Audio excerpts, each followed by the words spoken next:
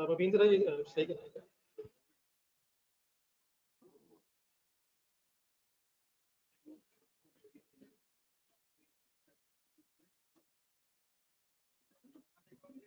चलिए बेटा, पेजेस अगर नहीं भी हैं अभी आ जाएंगे, बाकी स्टार्ट करते हैं यार, काफी टाइम ऑलरेडी मैंने वेस्ट कर दिया।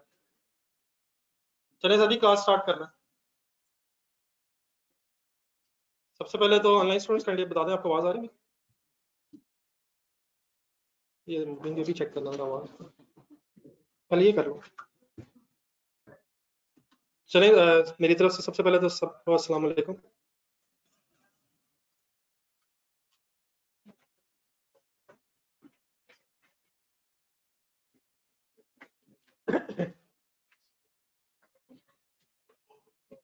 सिलेबस का मैं चाहूँगा थोड़ा सा हम इंट्रोडक्शन से स्टार्ट करें, लेकिन उससे पहले मेरी अजम्पशन ये है कि आप जितने भी मेरे सामने स्टूडेंट्स बैठे हैं, आप सब लोग पीआरसी से आगे हैं।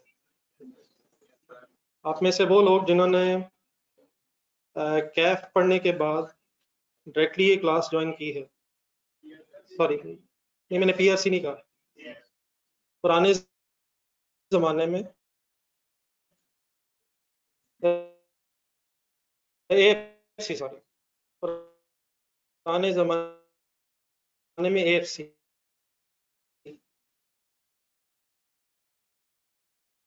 तो मैंने कुछ नहीं कहा, जरा मुझे आइडिया हो जाएगा, जरा बता दें। नहीं, मेरी इस बात का थोड़ा सा मतलब मैं और एक्सप्लेन कर दूँ। आप लोगों ने इंट्रो पढ़ी हो बचपन के ज़मानों में? नहीं, मैं अब उन्हीं से मुखातिब हूँ जिन्होंने एएफसी के बाद ये क्लास ज्वाइन की। मैं सब ये पूछना चाह रहा हूँ कि सबका अकाउंटिंग का कुछ ना कुछ बेसिक लेवल है या नहीं है? तो जिन हजरात ने हाथ उठाया, आप लोगों ने बेटा बिल्कुल ही अकाउंटिंग पहले नहीं पढ़ी हुई, मतलब अकाउंटिंग का लफ्ज़ आपने आज पहली दफ़ा मेरे से सुनना? नहीं, अब ये वाले लोग कितने हैं जरा काइंडली बता दें। नहीं, जिन्होंने एएफसी किया हुआ है और फर्स्ट टाइम वो अकाउंटिंग पढ़ रहे हैं, काइंडली जरा सिर्फ उनको चांस दें। आप जो हजरात हैं, आप लोगों ने क्लास में एंड करूँगा ना, तो खास तौर पर जरा मुझसे जरा मिल के जाना, तो मैं आपसे कुछ पर्सनली बातें करना चाहता हूँ, जो सबके सामने था मेरे लिए मुश्किल है। इसका मतलब मेजोरिटी इस वक्त, बस ठीक है वो मैंने मजाकन बात की, मेजोरिटी इसका मतलब हमारी क्लास में पीआरसी की काउंटिंग पढ़ के आने वाले लोगों की, ऐसे ही है sir, which means basics of accounting कुछ ना कुछ आपको पता है। अगर मैं जर्नल का लफ्ज़ इस्तेमाल कर बैठूं गलती से, तो क्या मुझे बताया जा सकता है वो क्या होता है? सर उससे भी पीछे चला गया मैं, तो बुक्स ऑफ प्राइम एंट्री तो बहुत आगे था। क्या आपको पता है कि कुछ डेबिट और क्रेडिट फॉर्म में जर्नल में लिखा जाता है सर? लेजर बनते हैं सर, ट्रायल बनते हैं। तो मैंने बेटा वहीं से आगे स्टार्ट करना, तो जिन हजरात ने बेसिक्स नहीं पढ़ी हुई तो वो फिर मेरे से इंडिविजुअली अलग बाद में मिलेगी, ठीक है? तो आप भी अभी परेशान ना हो बच्चों, मैं शुरू करने लगा हूँ, यहीं से शुरू करें। तो सबसे पहले जरा पेज ऑफ सिलेबस सामने रखना, और जिनके पास अगर नहीं है आपने मेरे साथ जरा बोर्ड पे देखना, पेज इंशाल्लाह सबको मिलेगा। बुक्स की कोई टेंशन नहीं आपने लेनी, बुक्स कब मिलेंगी कैसे मिलेंगी सबको इंशाल्लाह पता चल जाएगा।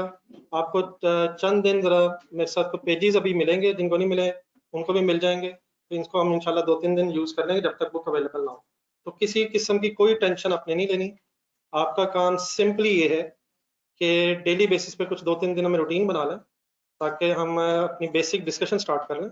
बाकी इंशाल्लाह बेटा जो कुछ चाहिए होगा वो आपको इंशाल्लाह हमारी तरफ से ही प्रोवाइड होगा, ठीक है? तो वो टेंशन आपकी नहीं है। आप फिलहाल क्या करें, अपने सामने जरा सिलेबस वाला पेज रख लें, जरा हमें आइडिया हो जाए कि हमने किन किन टॉपिक्स को FA1 के सिलेबस में डिस्कस करना है। तो स्टार्ट में जिन लोगों के पास पेज है, ऊपर एक ग्रिड बनी हुई है, उसको काइंडली छोड़ दें। स्पेसिफिक एग्जामिनेबल नॉलेज रेफरेंस की जो हेडिंग है, जिस पेज के सेंटर से ऊपर थोड़ी, वहां पर हेडिंग पे इकट्ठे हो रहे हैं। ये सर जी अपने जो काउंटिंग अब थोड़ी सी पढ़ ली है, उसमें आपने statement of financial position word सुना होगा, statement of comprehensive word income word सुना होगा, फाइनेंशियल स्टेटमेंट वर्ड कभी सुना होगा? फाइनेंशियल स्टेटमेंट के 5 कंपोनेंट्स, जिनमें से 3 आपके सिलेबस में नहीं थे, कौन से 2 थे? Statement of financial position, statement of comprehensive income, बाकी मैं ही बताता हूँ कौन से नहीं थे। लेकिन financial statements means we are talking about 5 main heads. कहने का मेरा यहाँ मतलब ये था कि जब फाइनेंशियल अकाउंटिंग आप पढ़ रहे हैं, उस फाइनेंशियल अकाउंटिंग का मकसद ये है कि आप अकाउंटेंट्स ने इस पोजीशन में आना है कि आप फाइनेंशियल स्टेटमेंट्स बना सकें, और फाइनेंशियल स्टेटमेंट्स आपने बनानी होती हैं यूजर्स के लिए। ये वर्ड भी आपने कहीं ना कहीं जरूर सुना होगा। Users means owner of the business, और कंपनीज के एंगल से शायद आपने वर्ड सुना हो शेयर होल्डर्स। आपने वैसे जो पहले अकाउंटिंग पढ़ी है उसमें या तो कोई इंडिविजुअल बिजनेस कर रहा होता है जिसे सोल प्रोप्राइटर बोलते हैं, जब आप फाइनल अकाउंट्स के क्वेश्चंस कर रहे होंगे उसमें किसी ओनर का नाम आ रहा होगा। बिजनेस करने के लिए पार्टनरशिप्स भी बनाई जाती हैं, लेकिन जब पहली चीज आपके जहन में रहनी चाहिए F1 पढ़ते हुए, अब हमारा सारा फोकस इंडिविजुअल या पार्टनरशिप बिजनेस की बजाय कंपनी ने कैसे बिजनेस करना है और उसमें कैसे अकाउंटिंग होती है उस तरफ चला जाएगा। तो हमारा फोकस होगा कि अगर बिजनेस कंपनी के नाम से, जिस तरह ये बड़े बड़े बिजनेस आप सुनते हैं, होंडा लिमिटेड का भी सुना लफ्ज, ये जितने बड़े बड़े नाम सुनते हैं आप बिजनेसेस के, पेप्सी है, कोक है, मोबाइल कंपनीज बड़ी बड़ी सुनते हैं, ये सब लिमिटेड कंपनीज है। तब कंपनीज के एंगल से जो अकाउंटिंग है वो आपके FA1 के सिलेबस में है। तो ये जो अकाउंटिंग हमने पढ़नी है ये सारी अकाउंटिंग स्टैंडर्ड्स की बेस पे है। किसकी बेस पे? दो अकाउंटिंग स्टैंडर्ड्स मेरा गुमान है आपने कम से कम उनके नाम और कुछ ना कुछ पढ़ा होगा। इन्वेंट्रीज के एंगल से, inventories are measured at lower of cost NRV, lower of cost NRV। इसका स्टैंडर्ड था IAS 2, IAS 2, IAS 2। IAS stands for, sir ji sir ji sir ji sir ji, इतनी मुस्कुराहट बिखर गई, वो भी पिछली गली में, तो मैं खड़ा हूँ इधर अकेले अकेले। मेरे ख्याल सबसे पहले ये वाली बात कर लेते हैं। बेटा माशाल्लाह बड़े हो गए आप लोग, तो पढ़ाई के वक्त पढ़ाई, और डेफिनेटली बेटा अगर पढ़ाई नहीं हो रही तो डेफिनेटली आप एंजॉय करें। मैं ना किसी बच्चे के हंसने पे मुझे बुरा लगता है, ना ही मैं कोई दोस्ती यारी के अगेंस्ट हूँ। शायद मैं पेरेंट ही लगता हूँ, बड़ा इस तरह का किस्म का बंदा हूँ, लेकिन मुझे बच्चे अल्हम्दुलिल्लाह अगर हंसने हो तो बुरे नहीं लगते, और अगर उनकी दोस्ती हो वो भी अच्छी लगती हैं। लेकिन काइंडली रिक्वेस्ट ये है कि क्लास में पढ़ाई के वक्त पढ़ाई, और डेफिनेटली क्लास के बाद बेटा डेफिनेटली दोस्तियाँ भी हैं और यारियाँ भी हैं और हंसी भी है और मजाक भी। ठीक है, सॉरी टू डिस्टर्ब यू, लेकिन होपफुली मैं भी डिस्टर्ब हूँ। इसमें खुदा ना खास्ता टॉन्ट करने वाली बात नहीं है। ये गेम सीरियस है। जिस जगह हम इकट्ठे बैठे हुए हैं, हमने एग्जाम ऑफ ICAP के लिए अपने आप को तैयार करना है, और आप सब लोग इवन अगर PRC में MCQs बेस्ड भी क्वेश्चंस थे तो डेफिनेटली एग्जाम हॉल के अपने डायनामिक्स हैं। वहाँ जब आप जाते हैं तो वहाँ महसूस होता है कि एक दुनिया और है। जितनी मर्जी आप लोग तैयारी कर लें, वहाँ जो एग्जामिनर जिस तरीके से क्वेश्चन पूछता है आप लोगों को डेफिनेटली बहुत कुछ सोचना पड़ता है।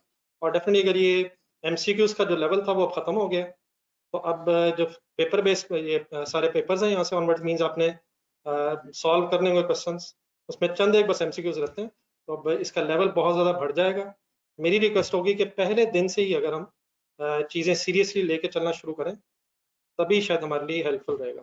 ठीक है, तो प्लीज़ बेटा हंसी मजाक में कोई इशू नहीं है, लेकिन काइंडली पढ़ाई के वक्त प्लीज़ पढ़ाई पे ही फोकस करें। ठीक है सर, तो आई होप कि मेरी बात पे आपने बुरा नहीं मनाया।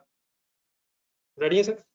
बात में कर रहा था IAS 2 की, ये तो सुना ना IAS 2, इन्वेंट्री से रिलेटेड जो अकाउंटिंग ट्रीटमेंट ऑफ इन्वेंट्री है वो IAS 2 में है। तो IAS 2 स्टैंड्स फॉर क्या होता है? International accounting standard number 2। अब इसकी नंबरिंग हुई है 1 2 3 4 5 एक्सेट्रा। ठीक है, तो ये अकाउंटिंग स्टैंडर्ड्स आपने एक तो IAS 2 पढ़ा थोड़ा सा, और फिर IAS 16 आपने पढ़ा होगा। डेप्रिसिएशन लफ्ज सुना कभी? Property plant and equipment. तो ये दो स्टैंडर्ड्स आपने कुछ थोड़ा सा इन्हें बेसिक लेवल पे पढ़ा हुआ। तो अब हमने इन्हीं स्टैंडर्ड्स में फर्दर स्टैंडर्ड्स ऐड करके पढ़ना। तो आपके सिलेबस में सारे कुछ और अकाउंटिंग स्टैंडर्ड्स में FA1 में, फिर जो यहाँ नहीं है वो FA2 में आएंगे, और जो फिर यहाँ FA2 में भी आगे कवर नहीं होंगे वो फिर फाइनल लेवल पे आपने पढ़ना है। इन अदर वर्ड्स जब आप पूरा CA कर लेंगे तो सारे अकाउंटिंग स्टैंडर्ड्स जो उस वक्त तक एप्लीकेबल होंगे उन सब का आपको नॉलेज और उसको अप्लाई कैसे करना है वो सारा पता होना चाहिए। तो ये सारे अकाउंटिंग जो है अकाउंटिंग स्टैंडर्ड्स की बेस पे है। आपके सामने जो इस वक्त फिजिकली क्लास में है, अगर आप इसके नीचे का देखेंगे नजर आ रहा है, तो ये अकाउंटिंग स्टैंडर्ड की बुक्स पढ़े हुए हैं। तो एक मिनट दिखाएंगे वो पड़ी हुई है अपनी इस कवर के पीछे से। ये सारी ओरिजिनल अकाउंटिंग स्टैंडर्ड के 5 वॉल्यूम्स हैं, मैं डराने के लिए नहीं दिखा रहा। तो ये मैंने एक वॉल्यूम आपके सामने सिर्फ आपको दिखाने के लिए बताया कि इन बुकलेट्स में, इन बुक्स में क्या है, अकाउंटिंग स्टैंडर्ड्स है। तो अकाउंटिंग स्टैंडर्ड्स में किस चीज की कौन कौन सी गाइडेंस है ये आपने पढ़ना है। मसलन जब आप इन्वेंट्रीज पढ़ रहे थे तो इन्वेंट्रीज ने कैसे मेजर होना ये कहाँ लिखा हुआ था? IAS 2 में लिखा हुआ था, लोअर ऑफ कॉस्ट NRV। फिर कॉस्ट कैलकुलेट करने के कितने तरीके हैं? 2 तरीके हैं सर जी, फाइफो भी है और वेटेड एवरेज भी है। तो ये कहाँ लिखा हुआ था? तो अकाउंटिंग डेफिनेटली इस वक्त आपने ये नहीं देखा, आपकी बुक में बना हुआ था, लेकिन जब आप FA1 में इस वक्त स्टडी में से स्टार्ट करेंगे तो आपको ये जो बुक्स हैं स्टैंडर्ड की, ये एग्जाम में लेके जाना भी अलाउड है। तो इनको फिर कैसे यूज किया जाता है, इनको खोल के कैसे पढ़ा जाता है, ये भी इंशाल्लाह कुछ दिन बाद जैसे जैसे हम थोड़े से बड़े होते जाएंगे तो हमने इस तरफ भी आना है। लेकिन इसको दिखाने के बाद और ये बताने के बाद कि ये एक वॉल्यूम है, आई होप कि आपकी सीरियसनेस में थोड़ा सा और इजाफा जरूर हुआ होगा। ये आपको डराने के लिए नहीं मैं दिखा रहा, मैं आपको सिर्फ इसलिए दिखा रहा हूँ कि गेम ठीक ठाक सीरियस है, और इसमें जितना बारीक लिखा हुआ है उसको पढ़ने के लिए भी ठीक ठाक एफर्ट की रिक्वायरमेंट है। इस सब में क्या लिखा हुआ है, ये क्या लिखा हुआ है सर, क्या लिखा हुआ है? ये अकाउंटिंग स्टैंडर्ड्स लिखे हुए हैं, जिनमें से सिर्फ 2 का आपको आइडिया PRC में हुआ, इंशाल्लाह 8-10 का आपको आइडिया FA1 में हो जाएगा, फिर रिमेनिंग 8-10-12 आपको FA2 में हो जाएगा, और फिर जो बच जाएंगे वो सारे आपने फाइनल में पढ़ने। तो मीन्स से जो सब कुछ आप बड़े बेस के तौर पे थोड़ा सा पढ़ लिया, फिर थोड़ा सा पढ़ लिया, और इसी तरह ऑनवर्ड्स चलता रहेगा। यहाँ तक क्लियर है मेरी बात से? तो IE स्टैंड फॉर, जरा मेरी तरफ देख के बोलते हैं, IE स्टैंड फॉर, तो उसमें से अब आए, पेन हाथ में पकड़े, जिनके पास बुक है, सॉरी पेज है, तो जरा टिक लिख या कुछ अगर मैं साथ लिखता हूँ तो आप भी नोट करें। तो उसमें IAS1 एक लिखा हुआ है नंबर 1 में, उसके साथ लिखा प्रेजेंटेशन ऑफ फाइनेंशियल स्टेटमेंट का वर्ड अगर कभी मैं बोलूँ तो मैं सिर्फ एक कंपोनेंट की बात नहीं कर रहा, आई एम टॉकिंग अबाउट 5 कंपोनेंट्स, जिनमें से दोबारा रिपीट करने कौन से आपने पढ़ लिए? Statement of financial position, statement of comprehensive income, उनको भी फर्दर डिटेल में जाएंगे, और जब बाकी 3 आपने नहीं पढ़े उनके नाम भी आ जाएंगे, वो सारे इस FA1 के सिलेबस में शामिल है। तो प्रिपरेशन ऑफ फाइनेंशियल स्टेटमेंट्स यहाँ लिखा हुआ है, इसमें खास तौर पे FA1 लेवल पे हमने स्टेट ऑफ चेंजेस इन जो कंपोनेंट है उसको पढ़ना सीखना है।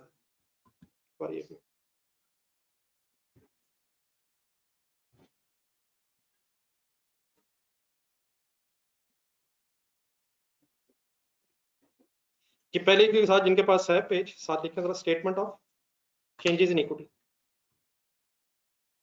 जो वर्ड्स मैंने बोले बोल के लिखे, क्या बोल रहा हूँ वर्ड्स? जो ऑनलाइन वाले स्टूडेंट्स हैं बेटा अपने रजिस्टर में वैसे लिखना जरा, इन वर्ड से तो फेमिलियर हो जरा। Statement of changes in equity, तो किस तरह करें, मेरे ख्याल है कहीं इनके पास पेज है, पेज के नीचे जाए, फाइनेंशियल स्टेटमेंट के 5 कंपोनेंट्स लिखा जरा।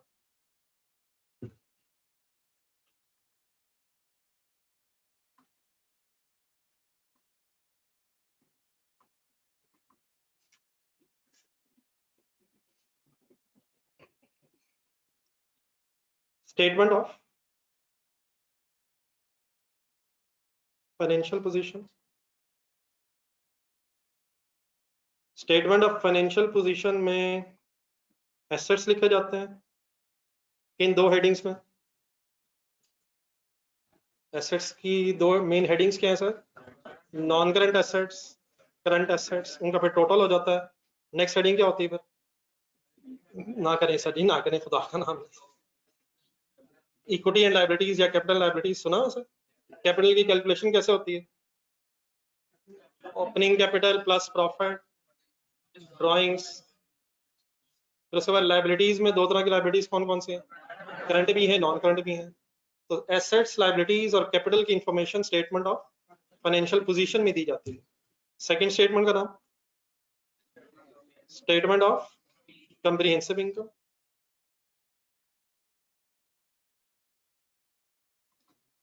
जिसको स्टेटमेंट ऑफ प्रॉफिट और लॉस भी शायद आपने सुना हो, लिख लें ब्रैकेट में, स्टेटमेंट ऑफ प्रॉफिट और loss. Sales, cost of sales आते हैं में, ग्रॉस प्रॉफिट, आगे अदर इनकम, देन फिर ऑपरेटिंग एक्सपेंसेस या admin selling expenses, financial charges. सुना है सर जी? हाँ सुना है, कहीं ना कहीं सुना है, कहीं ना कहीं सुना। Number 3 statement of cash flow.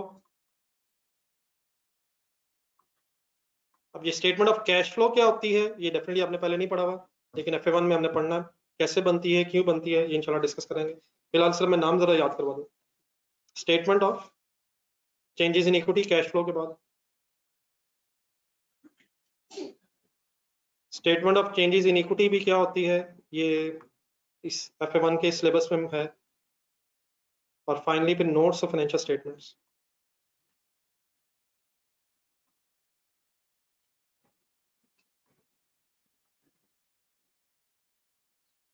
Notes of financial statements, अब ये भी क्या होते हैं, मेरा ख्याल है आपने वर्किंग्स वगैरह तो की होंगी, लेकिन एग्जैक्टली नोट्स का मीनिंग क्या होता है ये भी आपको सही आइडिया नहीं होगा, ये मैं ही बताऊंगा।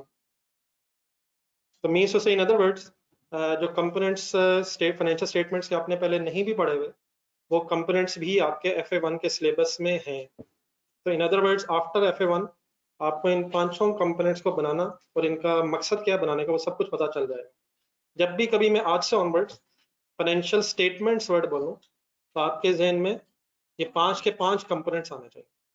तो जब पहली हेडिंग हमने पढ़ी है नंबर 1, उसमें जो कंपोनेंट हमने बनाना सीखना IS1 में से, अभी भी स्टैंडर्ड है क्या IS1, उसमें हमने statement of changes in equity बनानी सीखनी है, सिंपली स्पीकिंग।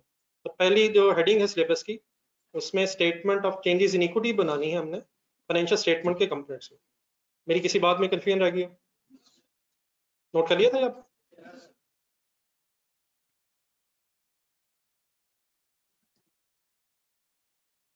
यानी कंफ्यूजन एनीवे?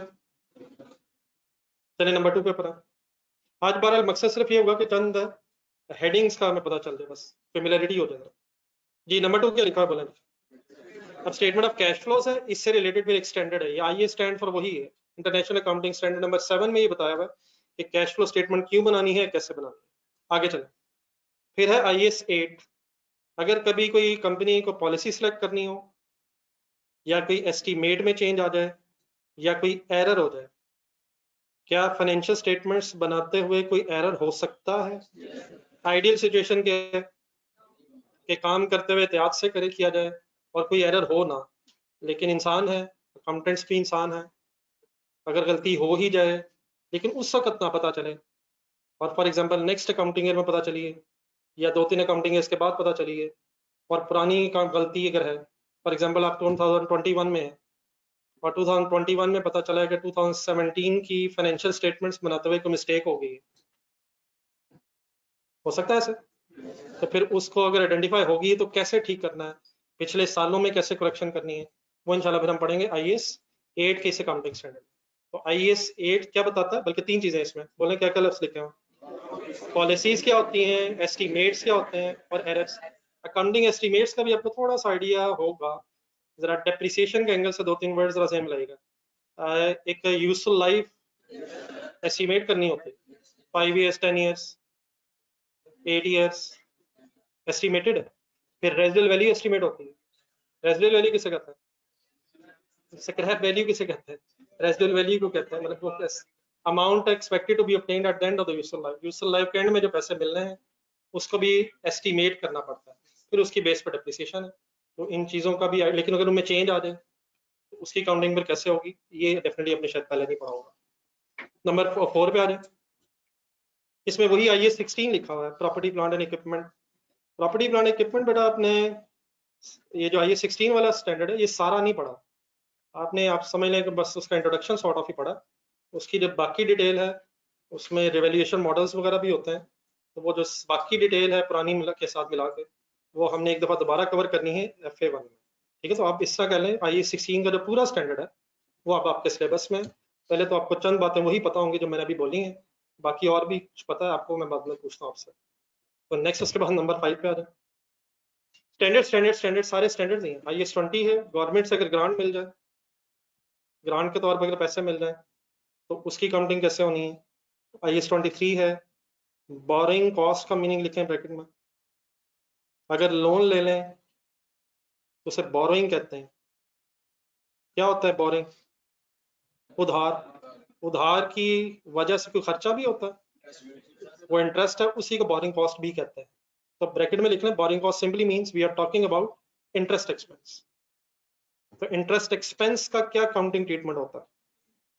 क्या इंटरेस्ट एक्सपेंस भी जस्ट लाइक अदर एक्सपेंसेस आपका एक एक्सपेंस ही है? क्या इंटरेस्ट भी एक्सपेंस ही? अगर आपने लोन लिया हुआ है तो जो उस पर इंटरेस्ट देना है वो आपका एक्सपेंस है, इनकम है?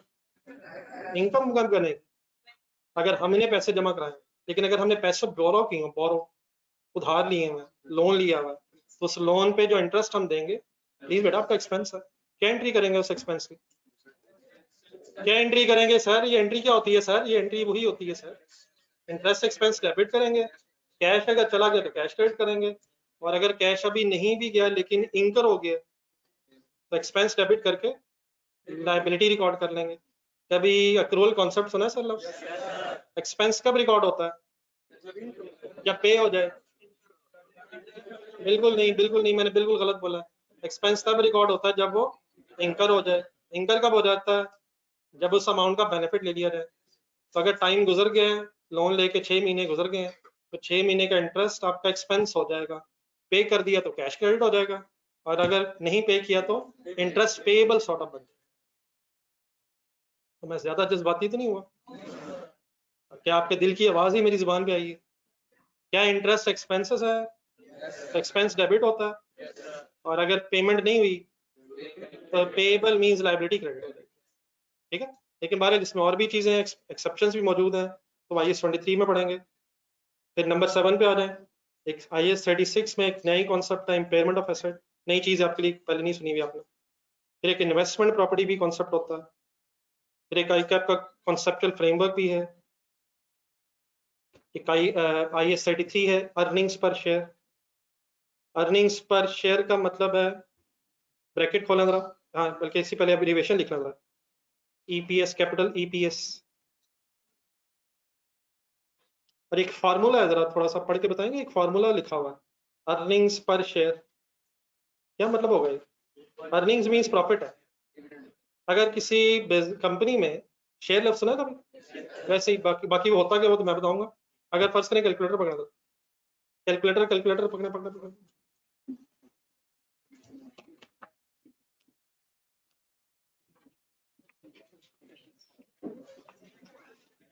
कैलकुलेटर पकड़ते हुए साथ वालों को क्यों घूर रहे हैं? अगर मैं आपसे कहूं कि 5 लाख रुपया प्रॉफिट हुआ है तो वो अर्निंग है, तो लिखे 5 लाख रुपया कैलकुलेटर। अब पर मीन्स होता है डिवाइड बाय। अगर फर्ज करें कंपनी के 1 लाख शेयर, तो 5 लाख डिवाइड बाय 1 लाख करेंगे। 5 लाख क्या बोला मैंने? अर्निंग्स, और 1 लाख क्या बोला? शेयर्स। तो आपके आंसर आ रहा है 5। ये 5 क्या है? Earning per one share. अगर 1 लाख शेयर्स पे 5 लाख कमाया, तो हर शेयर पे कितना कमाया? तो ये जो मैंने एक छोटी सी आपके सामने कैलकुलेशन की है, इस कैलकुलेशन को बहुत ज्यादा डिटेल में हमने डिस्कस करना है IAS 33 के इस अर्निंग्स पर शेयर के स्टैंडर्ड में।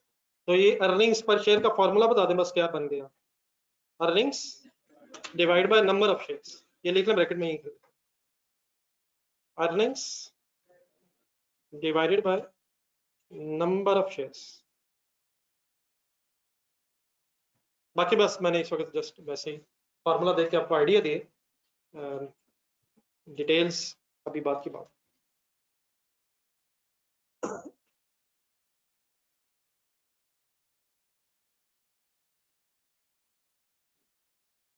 और फाइनली बेटा फिर लास्ट लाइन पढ़ेगा, नॉन प्रॉफिट ऑर्गेनाइजेशन अगर कोई हो तो उसकी काउंटिंग करने के लिए भी कुछ स्टैंडर्ड्स बने हैं, वो अदर देन दी स्टैंडर्ड्स है जो IAS है। तो नॉन प्रॉफिट ऑर्गेनाइजेशन की कोई एग्जांपल,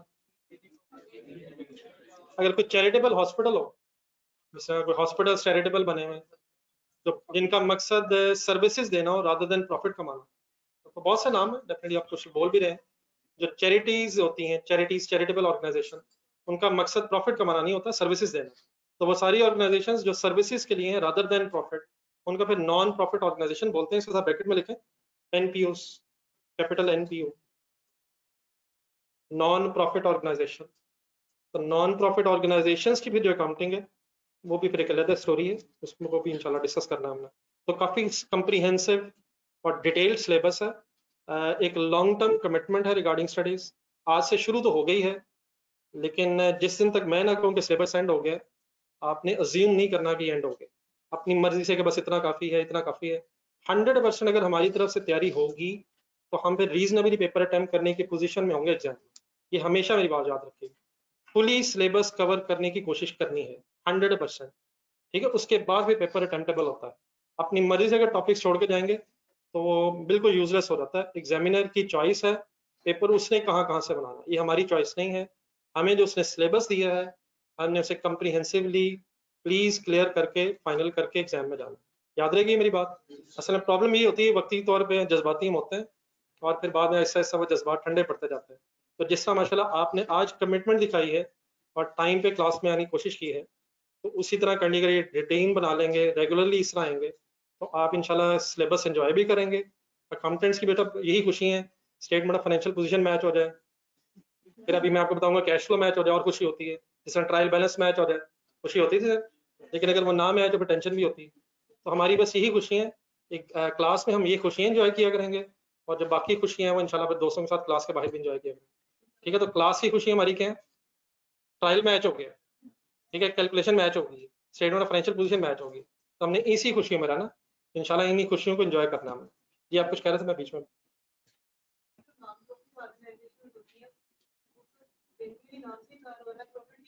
जी जी जी, नहीं बेटा लेकिन उनकी काउंटिंग तो होनी है, उनके एसेट्स कितने हैं। नहीं नहीं सर, ये जाना नहीं सर, मेनली उसकी करते हैं जो बिजनेस है। लेकिन आप मुझे ये बताएं ना, फॉर एग्जांपल आपने किसी एनपीओ को डोनेशन दी है, मुझे चांस तो दे सर, मुझे चांस आखिरी समझ के दे। लेट्स से मैं आपको डोनर है और आपने किसी नॉन प्रॉफिट ऑर्गेनाइजेशन को पैसे दिए, तो आप डेफिनेटली इंटरेस्टेड होंगे ना इस चीज में कि अब इन पैसों से उन्होंने किया क्या है। तो रिजल्ट तो सामने आए ना कि इनको कहाँ कहाँ से डोनेशंस मिली, उन पैसों को इन्होंने कैसे इस्तेमाल किया, सही इस्तेमाल किया या नहीं इस्तेमाल किया, क्या इन्हें और पैसों की जरूरत है, उससे कितने एसेट्स बना लिए, तो वो सारी चीजें तो उनके सामने कम से कम जाए। हाँ, नॉन प्रॉफिट ऑर्गेनाइजेशन में कोई ड्राइंग्स का कॉन्सेप्ट नहीं होता, या अगर कंपनी अगर आपने वर्ड सुना तो डिविडेंड्स का कॉन्सेप्ट नहीं होता। अगर कोई नॉन प्रॉफिट ऑर्गेनाइजेशन को पैसे कमा भी ले तो वो पैसे भी उसी में इन्वेस्ट करते हैं। अगर आपका कोई बिजनेस है और आप पैसे कमा लें वो तो आपके हैं, अगर प्रॉफिट हो जाए तो आप ओनर के तौर पे वो पैसे निकलवा सकते हैं। लेकिन नॉन प्रॉफिट ऑर्गेनाइजेशन में अगर कोई सरप्लस पैसे आ भी जाए तो वो जिन्होंने ऑर्गेनाइजेशन स्टार्ट की उनके नहीं होते, अगर उन्हीं के होंगे फिर तो वो प्रॉफिट ऑर्गेनाइजेशन। तो वो जो पैसे अगर एक्स्ट्रा कमा भी लें वो फिर ऐसी नॉन प्रॉफिट ऑर्गेनाइजेशन की एक्टिविटीज में इस्तेमाल होते हैं। तो ये तो कम से कम पता होना चाहिए ना कि जो पैसे आ रहे हैं वो कहाँ कहाँ से आ रहे हैं, उनसे फिर एक्सपेंसेस कितने हुए हैं, ताकि वो कम से कम अपने डोनर्स के सामने रख सकें कि ये हमारी सिचुएशन है। और अगर कोई फर्दर वो डोनेशन या कोई और किसी पैसे जनरेट करना चाहे तो उससे पहले अपनी एग्जिस्टिंग परफॉर्मेंस दिखाएंगे, तभी वो शायद मोटिवेटेड होगा। ठीक है, तो अकाउंटिंग होगी, लेकिन इस अकाउंटिंग का ये मकसद नहीं होगा कि प्रॉफिट पता चले और प्रॉफिट ओनर्स ले जाए। नॉन प्रॉफिट ऑर्गेनाइजेशन में सरप्लस पैसे भी बिजनेस बिजनेस तो बल्कि सही नहीं, किसी नॉन प्रॉफिट ऑर्गेनाइजेशन में ही री इन्वेस्ट होकर उसी के ऑब्जेक्टिव्स में इस्तेमाल होता है। ठीक है क्लियर? कोई और कंफ्यूजन हो जी किसी को मेरे किसी वर्ड में?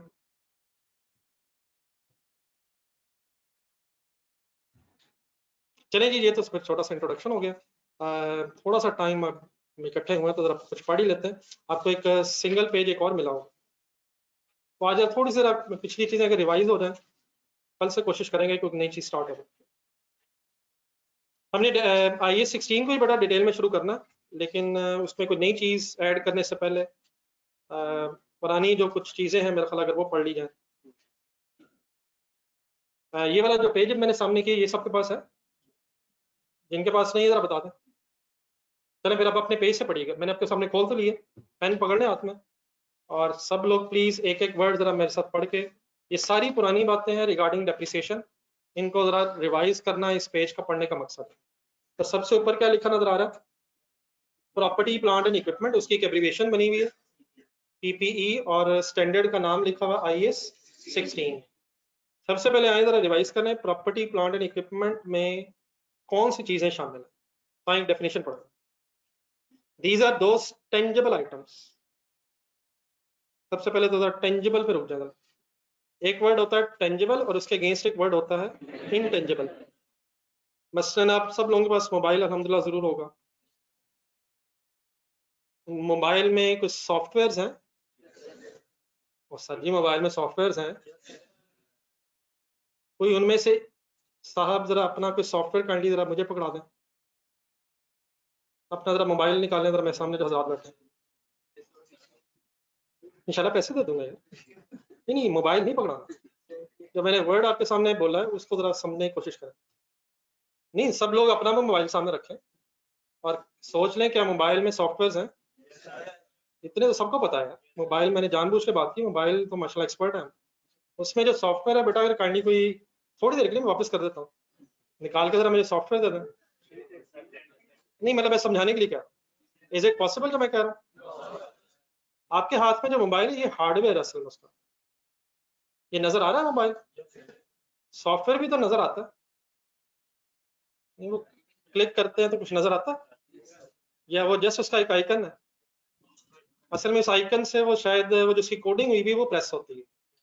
क्या वो सॉफ्टवेयर एज इट इज आपको नजर आ रहा है मोबाइल में? हमें ये तो पता वो है, लेकिन उसकी कोई फिजिकल एग्जिस्टेंस है? सर जी है सर। तो सॉफ्टवेयर क्या चीज है असल में? क्या वैसे एसेट है वो आपका? लेकिन वो इनटेंजिबल एसेट है। तो इनटेंजिबल एसेट्स अभी आपके सिलेबस में नहीं है। हम जिन एसेट्स की बात करें ये कौन से एसेट्स हैं? टेंजिबल। टेंजिबल वो होते हैं जो फिजिकली जिनकी एग्जिस्टेंस हो। मसलन लैंड एसेट है, तो सर जी लैंड एसेट है, बिल्डिंग एसेट है, व्हीकल्स एसेट है, लेकिन क्या इनकी फिजिकल एग्जिस्टेंस है? तो अगर फिजिकल एग्जिस्टेंस है तो फिर ये प्रॉपर्टी प्लांट इक्विपमेंट। तो इस स्टैंडर्ड में इनटेंजिबल एसेट्स की बात नहीं हो रही। इनटेंजिबल एसेट्स का अलग स्टैंडर्ड है जो फिलहाल आपके सिलेबस में नहीं है, वो FA2 में है। तो प्रॉपर्टी प्लांट इक्विपमेंट में नंबर 1 क्या चीज याद रखनी है? टेंजिबल आइटम्स शामिल है, लेकिन टेंजिबल में भी कौन कौन सी, अब अगली लाइन पढ़ो। Those that are held for use in business for the production और सप्लाई ऑफ गुड्स और फॉर एडमिन पर्पसेस। लेकिन इसमें जो पहले 3 वर्ड्स हैं वो जरा ढूंढने, हाईलाइट भी हुए हैं। हेल्ड फॉर यूज, इन्वेंट्री जेन में लाना, इन्वेंट्री गुड्स, अगर गुड्स अनसोल्ड बढ़ जाए तो वो स्टॉक है। स्टॉक को इन्वेंट्री भी कहते हैं, सही कह रहा हूँ? यदि स्टॉक इन्वेंट्री क्या गुड्स नजर आती हैं? तो वो भी टेंजिबल तो है, लेकिन वो जो गुड्स होती हैं जिन्हें हम इन्वेंट्री बोलते हैं वो किस लिए होती हैं? Held for sale. वो क्यों रखी होती हैं? इस्तेमाल के लिए नहीं होती, वो बेचने के लिए होती हैं। तो वो जो गुड्स है वो प्रॉपर्टी प्लांट इक्विपमेंट नहीं है, वो इन्वेंट्रीज है और उस पर IS2 लगेगा। प्रॉपर्टी प्लांट एंड इक्विपमेंट में जो टेंजिबल आइटम्स डिस्कस हो रही हैं, इन ये किस लिए रखी हुई है? इस्तेमाल के लिए रखी हुई है। और फॉर एग्जांपल अगर आपने व्हीकल्स बेचने का बिजनेस बनाया हुआ है, तो जो गाड़ियां खरीद के आप बेच रहे हैं वो आपका IS2 अप्लाई होगा उस पर स्टॉक के तौर पे, या प्रॉपर्टी प्लांट इक्विपमेंट कहेंगे आप? अगर आपका ACs खरीद के बेचने का बिजनेस है तो ये स्टॉक है, इन्वेंट्रीज है। लेकिन अगर फॉर एग्जांपल आपने कोई AC या गाड़ी ऑफिस में इस्तेमाल के लिए खरीदी है, तो फिर वो इन्वेंट्री नहीं कहलाएगी, वो प्रॉपर्टी प्लांट इक्विपमेंट बन जाएगी। तो वही चीज अगर फॉर सेल है तो इन्वेंट्रीज के तौर पर ट्रीट होगी, और अगर वही चीज इस्तेमाल के लिए है तो फिर वो प्रॉपर्टी प्लांट इक्विपमेंट में चली जाएगी। लेकिन उसमें नंबर 2 भी पढ़े बीच में, फिर इकट्ठे बात करते हैं।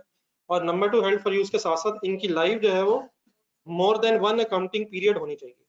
तो मीन्स प्रॉपर्टी प्लांट इक्विपमेंट में वो चीजें शामिल हैं जो टेंजिबल है, number 1, number 2 held for use है, और number 3 they have a useful life of more than 1 accounting period. तो अगर ये सब कुछ एज इट इज डेफिनेशन के मुताबिक हो जाए तो those items are called as property plant and equipment. चंद एग्जांपल्स पहले देखें, फिर अगर आपके ज़हन में कोई क्वेश्चन आ रहा है मैं उसको एड्रेस करता हूँ। नीचे एग्जांपल्स लिखेंगे। यस सॉरी, इससे पहले एक और एरो बना हुआ है। इन आइटम्स का करते क्या है? प्रॉपर्टी प्लांट इक्विपमेंट का करते क्या है? एक वर्ड अंडरलाइन करें next. These assets are, capitalise का मतलब क्या होता है? Capitalise capitalise capitalise capitalise capitalise, दो वर्ड्स मैं आपके सामने भी डिस्टिंग्विश करता हूँ, उनको कंडीशन में रखना। अगर मैं आपके सामने कहूँ कि 1 लाख रुपए को एक्सपेंस आउट कर दें, तो आपके जहन में statement of profit and loss आनी चाहिए। 1 लाख रुपया एक्सपेंस आउट कर दें, आई एम टॉकिंग अबाउट 1 लाख को एक्सपेंस रिकॉर्ड कर लें। और अगर मैं कहूँ कि इस 1 लाख को कैपिटलाइज कर लें, तो मैं कहना ये चाह रहा हूँ कि इस 1 लाख को एसेट बना के स्टेटमेंट ऑफ फाइनेंशियल पोजीशन में ले जाए। एक्सपेंस आउट से मुराद प्रॉफिट एंड लॉस में रिकॉर्ड करके एक्सपेंस रिकॉर्ड करें, प्रॉफिट एंड लॉस में ले जाके एक्सपेंस रिकॉर्ड करें। और कैपिटलाइज का मतलब स्टेटमेंट ऑफ फाइनेंशियल पोजीशन में ले जाके एसेट रिकॉर्ड करें। ठीक है? फॉर एग्जांपल कुछ चीजें रिवाइज करें, जहन में आ जाए शायद। लेट्स अज्यूम आपने AC खरीदा है 50,000 का, बिजनेस में यूज के लिए खरीदा है। क्या इस 50,000 को कैपिटलाइज करेंगे, एक्सपेंस आउट? एसेट बनाएंगे या एक्सपेंस बनाएंगे? एसेट बनाएंगे, मींस कैपिटलाइज करेंगे। अगर इसको इंस्टॉल करने में 2,000 रुपए का खर्चा और हो जाए, तो उस 2,000 को एसेट की कॉस्ट में प्लस करेंगे या एक्सपेंस करेंगे? इंस्टॉलेशन कॉस्ट को एसेट की कॉस्ट में कैपिटलाइज करेंगे।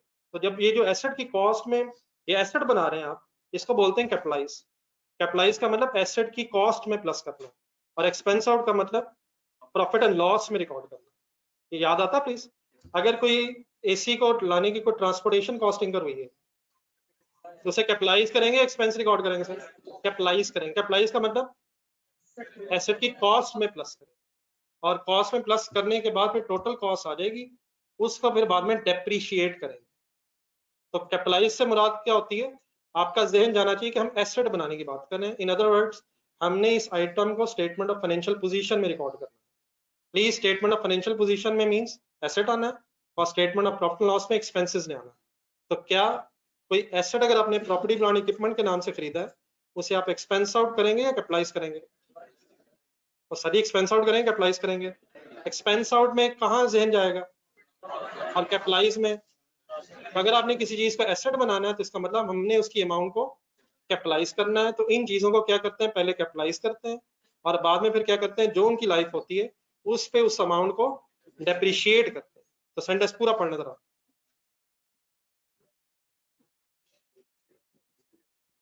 अपना अपना प्लीज, अपना अपना, कोई कंफ्यूजन हो मैं आपसे अभी पूछता हूँ, मुझसे काइंडली डिस्कस कीजिएगा। मिक्सअप नहीं कर लीजिएगा, हो सकता है आपके दिन में जो चीज आ रही है वो भी सही हो।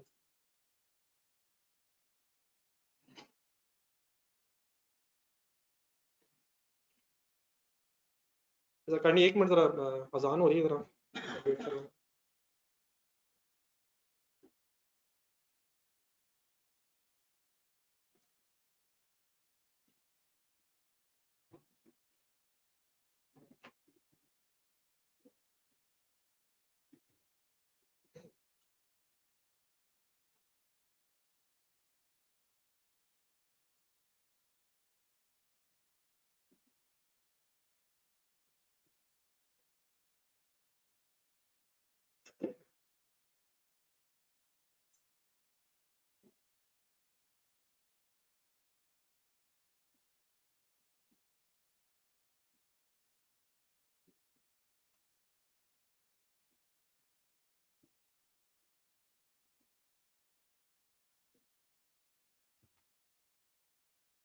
जी, यहाँ तक जितनी बातें बेटा हुई हैं, कोई कंफ्यूजन किसी के जहन में आ रही है? I am waiting from your side. जो ऑनलाइन स्टूडेंट्स, कोई मैंने ऐसी बात कर दी हो जो आपको पहले से नहीं पता, या आपने कुछ और सुना, मैंने कुछ और बोल दिया?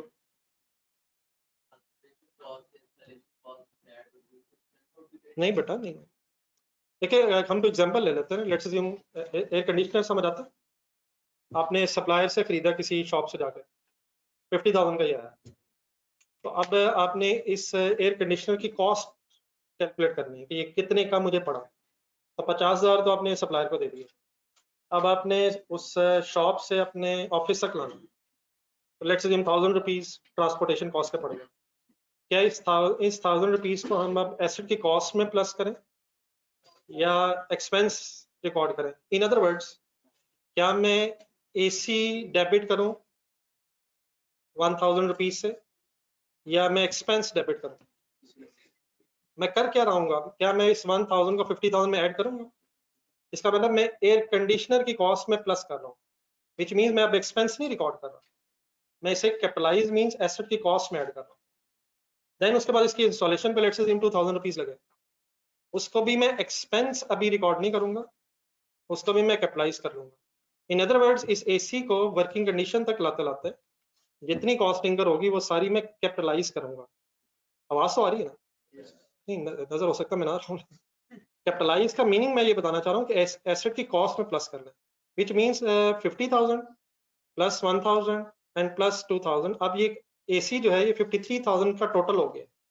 अब ये 53,000 डेप्रीसिएशन के नाम से फिर एक्सपेंस रिकॉर्ड होगा जब इसकी यूजफुल लाइफ पे हम इस 53,000 को डेप्रिशिएट करेंगे। तो ये नहीं कि 53,000 इसी वक्त एसेट भी बनेगा और इसी वक्त एक्सपेंस बनेगा। फिलहाल हम 53,000 की अमाउंट को अपना एसेट समझेंगे, और फिर इस 53,000 को लेट्स अज्यूम अगर 10 इयर्स लाइफ है, ignoring residual value other things, 53,000 divide by 10 करके जो भी इसकी अमाउंट बन रही होगी पर एनम, वो फिर एक्सपेंस ऑफ डेप्रिसिएशन के नाम से हमारे प्रॉफिट एंड लॉस में अमाउंट जाएगी। तो 1000 और 2000 जो है वो एसेट की कॉस्ट में आने के साथ साथ एक्सपेंस नहीं रिकॉर्ड होना, ये अमाउंट्स कैपिटलाइज होकर एसेट की कॉस्ट में आ गई हैं और बाद में फिर जब डेप्रिसिएशन चार्ज करेंगे वो प्रॉफिट एंड लॉस में जाएगी। तो अब जैसे सेकंड सेंटेंस लिखा हुआ तो क्या था, दीज एसेट्स आर, नहीं नहीं ऊपर सॉरी, ये जो सेकंड एक एरो बना हुआ था, ये जो फर्स्ट एरो था, these assets are capitalise, capitalise का मतलब हो गया एसेट बनाओ, इनको पहले बैलेंस शीट में एज एन एसेट लेते, स्टेटमेंट ऑफ फाइनेंशियल पोजीशन, और बाद में फिर जितनी अमाउंट पे ये एसेट आ जाएंगे उस अमाउंट को over the useful life depreciate करके प्रॉफिट एंड लॉस में लेके, तो जो अमाउंट्स कैपिटलाइज हो जाएंगी वो उसी वक्त एक्सपेंस आउट नहीं होंगी, वो डेप्रिसिएशन के नाम से सब्सिक्वेंट ईयर्स में एक्सपेंस आउट होंगी। अब मेरी बात सही समझ आ गई जी? कोई और कंफ्यूजन जी? अब कौन सी डिस्काउंट, जरा थोड़ा सा स्पेसिफाई करना पड़ेगा आपके जहन में, कौन सी डिस्काउंट है ये? एक दो तरह के डिस्काउंट्स होते हैं, एक निगोशिएशन डिस्काउंट और एक अर्ली पेमेंट डिस्काउंट।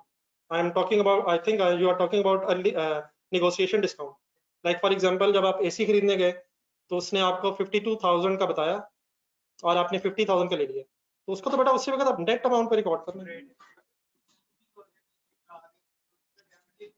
नहीं, अगर डैमेज हुआ है और डैमेज होना डेफिनेटली नेसेसरी नहीं है एसेट को वर्किंग कंडीशन में लाने के लिए, तो डैमेजिंग जो कॉस्ट होती हैं, रिपेयर एंड मेंटेनेंस आपके जहन में आ रहा होगा, वो कभी भी कैपिटलाइज नहीं होती, वो एक्सपेंस आउट ही होती हैं।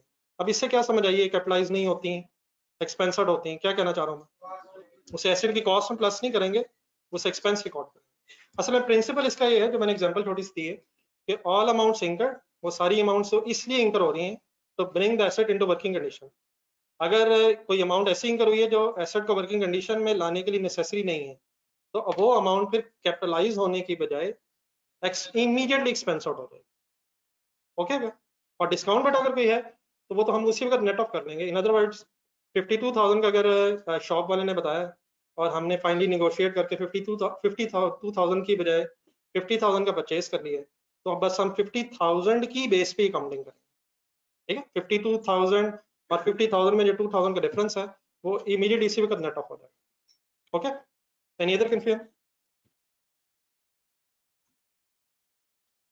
जी ऑनलाइन स्टूडेंट्स काइंडली बता दें यहाँ तक। ये व्हाट्सएप ग्रुप का बेटा मसला हल मैं कराता हूँ, कोई इसमें ना टेंशन लीजिए।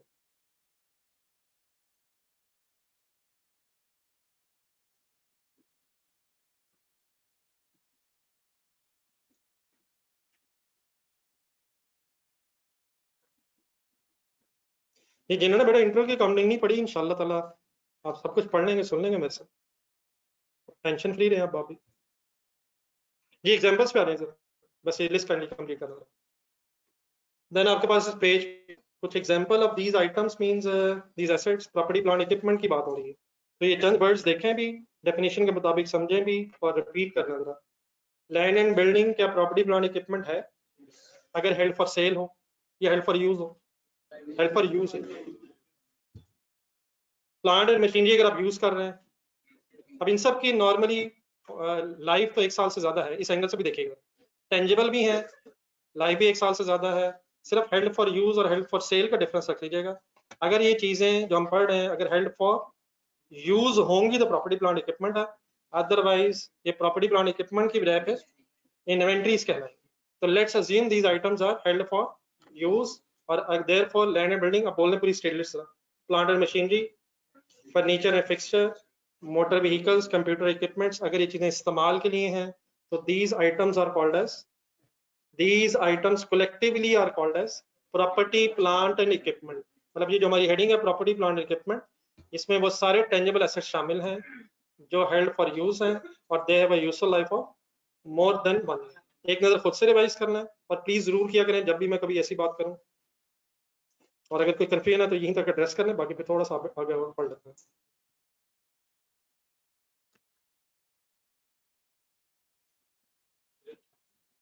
जी रिकॉर्डिंग बेटा आपको इंशाल्लाह रेगुलरली मिलेगी, उसकी टेंशन ना लीजिए। नहीं 1 साल से ज्यादा, 2 साल हो 10 साल हो, 1 साल से कम से कम।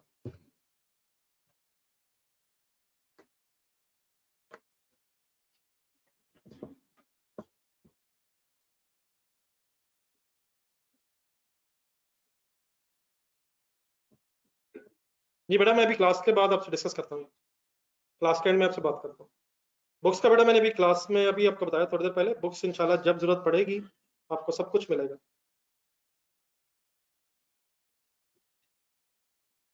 पहले मैं चाह रहा था कम से कम ये पेज खत्म हो जाए, लेकिन डेफिनेटली भी टाइम तो है, लेकिन कल से इंशाल्लाह से इतना स्टार्ट करेंगे। आज वैसे ज़रा डिस्टर्बेंस रही, तो इंशाल्लाह बाकी कल पढ़ते हैं। ये एक साहब का सवाल आ गया कि बेटा वो अकाउंटिंग पीरियड की अगर हम फर्दर डेप्थ में जाएंगे तो पर मंथ मंथली भी हो सकता है, सेमी एनुअल भी हो सकता है, लेकिन ऐसा ऐसा चीजें खोलेंगे। फिलहाल 1 ईयर है, बाकी एक्सेप्शन आते हैं। तो इन पेजेस को जरा काइंडली संभाल के रखें। जिनके पास पेजेस नहीं थे 3 वाले, वो नीचे टी रूम में जाना है आपने। टी रूम जो है वो 203 रूम जो है उसके साथ है। जिनके पास पेजेस पूरे नहीं थे वो अपने पेजेस पूरे कर लीजिएगा नीचे टी रूम से जाके। तो तैयब आप काइंडली इकट्ठे रहना। अच्छा, जिन हजरात ने जरा वो AFC वाला इशू था वो मुझसे मिलके जाइएगा।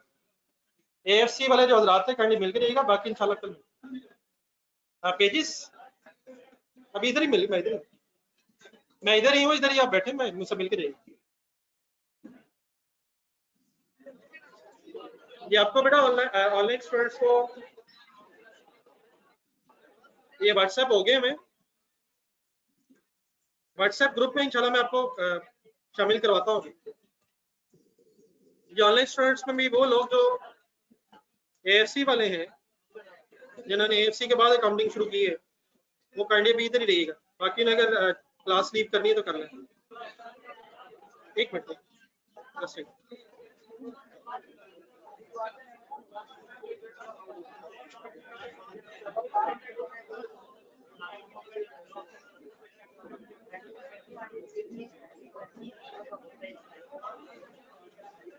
बैठ लो।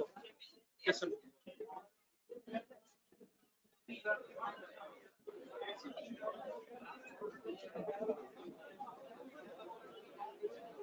ये बेटा जिन्होंने कॉस्ट नहीं पढ़ी हुई आप MFA नहीं पढ़े, जिन्होंने कॉस्ट नहीं पढ़ी हुई MFA ना पढ़िएगा।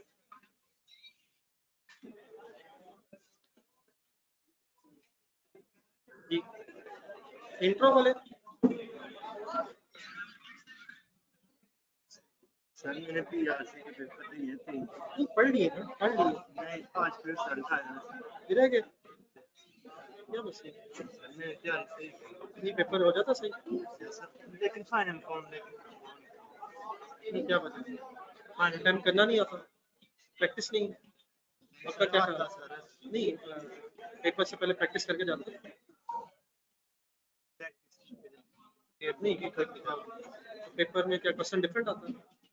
डिफरेंट मींस उसी से मिलता जुलता आता है, बिल्कुल नहीं फिर अटेम्प्ट क्यों नहीं आपका क्या ख्याल, टेंशन हो जाती है या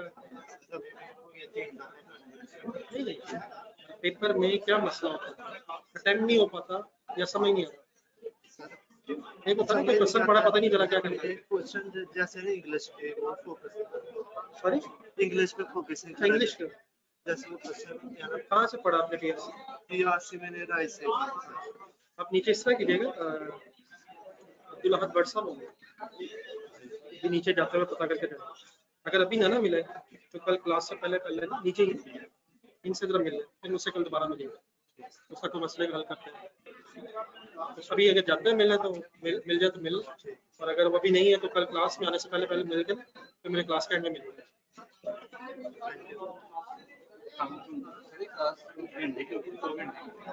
जी बेटा 5 सवा 5 इंशाल्लाह खत्म हो जाएगा, नमाज पढ़ा करेंगे और बीच में ब्रेक ही है, बस अब शुरू करेंगे कल से। जी जी जी नहीं तो AFC के बाद तो छोड़ दिया था नहीं, वो जब कह रहे छोड़ दी। कितनी पड़ी हुई ट्रायल बैलेंस तक बनाना आता है?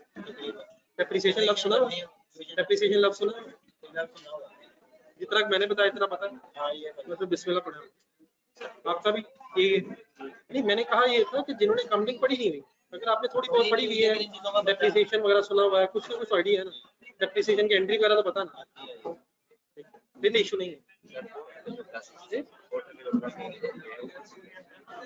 इंटरवल ले नहीं सकते, ले नहीं सकते, ले सर जी 33 लेक्चर्स थे पिछले अकाउंटिंग बेटा आपके साथ ना वो शेयर हुए में लेक्चर्स, लेक्चर तो वो तो आपके साथ जैसे ही आपने एडमिशन लिया होगा वैसे ही आपको बताया भी गया होगा। जी जी वो मतलब उनमें से 20 कवर किए हुए हैं तो डेप्रिसिएशन तक आ गए।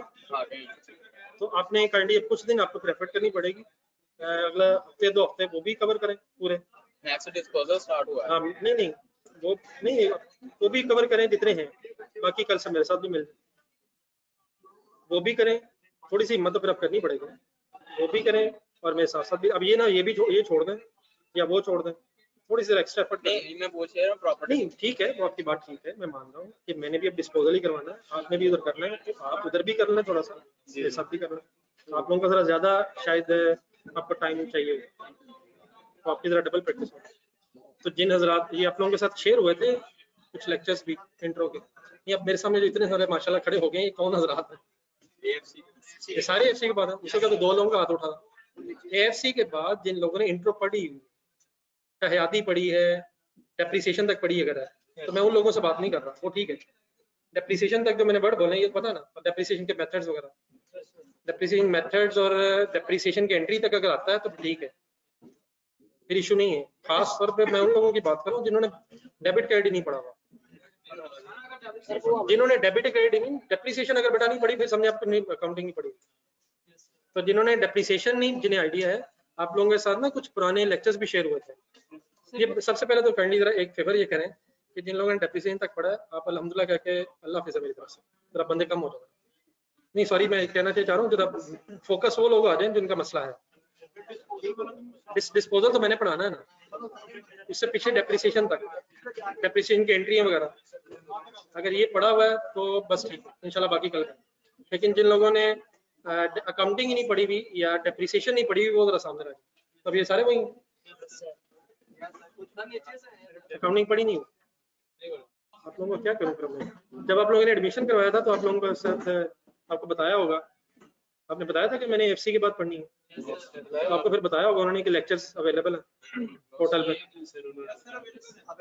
नहीं बताया भी होगा ना यार, शुरू से पढ़ना था ना, पहले लेक्चर से, अपनी मर्जी थोड़ी यहाँ से पढ़ ली, पहले लेक्चर से वो तो है ना कि अकाउंटिंग होती क्या है, वो तो सारा तरतीब से एक लेक्चर है ना।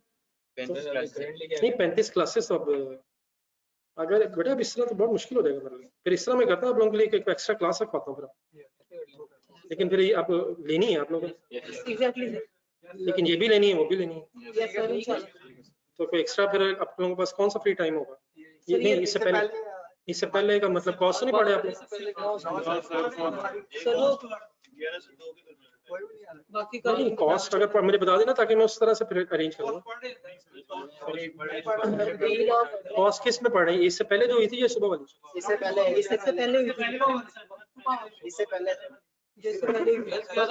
फिर इसके पहले नहीं, फिर मैं सुबह रखता हूँ। आप में से एफए तो कोई नहीं पढ़ रहा या एमएफए तो नहीं पढ़ा कोई, लेकिन एमएफए के टाइम पे आपकी अपनी तो नहीं क्लास? एमएफए क्लास होती 11 से 12। 11 से 12 टाइम ठीक है, 11 से 12 वाला तो नहीं? बेटा आप कहीं तो मतलब मैनेज करना कुछ यार, फिर क्या टाइम रखा? 11 से 12 ठीक है। मैं 8 से 9 इसलिए रखा, उस टाइम किसी ने नहीं है। 5 बजे के बाद और जानते 5 बजे के बाद तो मेरी क्लास खत्म होनी है, 5:15 तो मेरी होनी है, लेकिन 12 से 1 इन सबका क्लैश आ जाएगा। 11 से 1 एक तो मतलब फिर उनके क्लैश आ जाएगा कोई 11 से 12 कर, 11 से 12 सही है। 11 से 12 कर नहीं, फिर किसी की 12 से 1 आगे शुरू हो जाएगी, 12 से आगे है नहीं, फिर ज्यादा बेहतर तो है कि 2 घंटे की रख लें ताकि 2 हफ्ते में मुक जाएगा। 1 से लेकर है सर, 11 से 1 रखें, ठीक है सर, 11 से 1 हाँ ऑनलाइन ले लें। 10 से 13 लेक्चर रह गए। नहीं जो लोग तो ये लेक्चर रहे ना जो 33 लेक्चर शेयर हुए थे, वो फिर आप इस चक्कर में ना पड़े, वो लेते रहे, वो 10 से 13 रह गए। आप काइंडली उसमें से कंप्लीट कर देना, वो भी वही चीज जो लोग ले रहे थे जिनके 5-7 हो गए 10 हो गए, तो राधा दिन के वो इस क्लास को ज्वाइन करें। चेक किए वो रिपोर्टर से रिमूव कर दिए, वो मैं दोबारा पता कर लेता हूँ। सर कल जो अब आपने ये शुरू करवाया सर वो अभी तक सकते हैं नहीं, मैं वो मेरे साथ अभी नहीं कह रही, कोई एरर आ रहा था। मेरे रिमूव नहीं किया होंगे, मैं पता कर लेता हूँ दोबारा मेरे साथ। कल जो हमने डिस्पोजल से शुरू किया है, अब मेरे पहले कोई 10 से नहीं, अब आपने करना ये है कि वो कवर करना है जी सर, और ये भी करना है, यस सर, ये जितना समझ आ रहे बस ठीक है। बाकी उसमें से भी करें, तो ये इंशाल्लाह मिलजुल के हो जाएगा। ये अगले हफ्ता 1.5 हफ्ता में कोशिश करेंगे पुराना अगला मिलजुल के आप लोग क्लियर। सर ये 1.5 हफ्ता मेरे साथ भी चलना, भी ये ना हो कि कल से क्लासेस छोड़ दें। नहीं मतलब जो यहाँ समझ रहा था वो यहाँ समझ लें, जो वहाँ से होता है वहाँ कर लें। सर फिलहाल ये अकाउंटिंग ही पढ़ रहे हैं 1.5 हफ्ता। नहीं अकाउंटिंग नहीं पढ़ने, डिस्पोजल शुरू हो जानी कल से यार। मैंने अकाउंटिंग FR1 का FA1 ही हाँ, ये डिस्पोजल उसी का सब्जेक्ट टॉपिक है। रिवैल्यूएशन उसका नहीं डिस्पोजल भी उसी का, ये तो पुरानी बुक होगी, नहीं लेनी है आपने, इसको छोड़ दो। डिस्पोजल FA1 के पार्ट है। Okay sir. डिस्पोजल तो आप लोग PRC में नहीं पढ़ी ना आपने? जी सर। PRC तो है ही नहीं कोई, तो ये डिस्पोजल तो छोड़ दें, डिस्पोजल से पहले की बात हो रही है, लेकिन उन लेक्चर्स में शायद डिस्पोजल भी है। जी सर। तो कोई नहीं उधर से भी ले लें। Okay sir. उधर से भी ले लें, इधर से भी सुनते रहे। आपसे पूछना है जरा, कल जो भी आपने मैं बात ये मैं करने लगा हूँ कि जिन लोग, अब मैं फाइनली मैं कंक्लूड करता हूँ, 33 लेक्चर्स जो लोग ले रहे हैं वो ले लें। अगर कोई वो लेना चाहता है वो भी ले लें, मेरे ख्याल में वो भी ठीक है। लेकिन अगर कोई उनमें इंटरेस्टेड नहीं है तो फिर मैं एक क्लास रखवा देता हूँ 11 से लेके 1 बजे तक। जो लोग ये लेना चाहें वो ये ले लें, लेकिन जो लोग ये ले रहे हैं अब इस चक्कर में ना पड़ जाइए, ये ले लें, बस कोई एक तरीका बस ठीक है। तो जो लोग 10 हो गए 12 हो गए वो करें, आप 11 से 1 या कोई भी अपनी रूटीन बना के ना उसको सुन लें। लेकिन जिन्होंने शुरू नहीं किया, आप लोगों के लिए फिर मैं 11 से 1 बजे कल से क्लास रखता हूँ। यहीं पे होगी? नहीं यहीं तो नहीं, फिर मैं रूम वगैरह आपको मैसेज करवाता हूँ, जरा थोड़ा सा इन टच रहिएगा ना, या फिर कल थोड़ा सा आधा घंटा पहले आके जरा पूछ लीजिएगा, मैं भी करवा के जाता हूँ। ठीक है, अब तो नहीं का मसला रहेगा सर बस आप जितना भी लगेगा फिर आप लगाते हैं, अभी इतना भी क्या 2 वीक्स। सर कल स्टार्ट हो जाएगी कि परसों? सर कोशिश करते हैं कल हो जाए, अगर खुदा ना खासा कोई मसला हुआ तो होनी तो है ना, नहीं ऐड किया तो ग्रुप में ही कर लेना यार, की हो गई है इंशाल्लाह एक आध दिन में फाइनल कर सकते हैं। ये ऑनलाइन स्टूडेंट्स आप में भी बेटा जिसका मसला होगा फिर आप इस क्लास को ज्वाइन कीजिएगा, ये मैं मैसेज वगैरह कराता हूँ 11 से 1। ठीक है सर। लेकिन आप जरा एक मिनट सब में साथ ही वो भी चेक करना, जब आप कह रहे हैं कि वो सर वो पोर्टल वाले लेक्चर आप चेक करवा आप कह रहे हैं चलो मेरे साथ आ रहे, मैं तो भी चेक करता हूँ। एक और बात पूछनी है, अभी जो कल हमने डिस्पोजल स्टार्ट करवाना है वो जो एक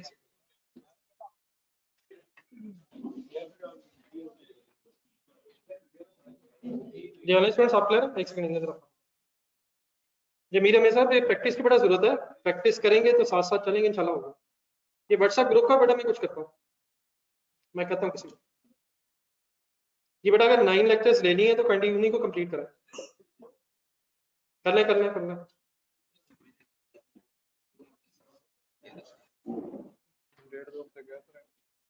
जी ठीक है बेटा, ऑनलाइन स्टूडेंट्स अल्लाह हाफिज़।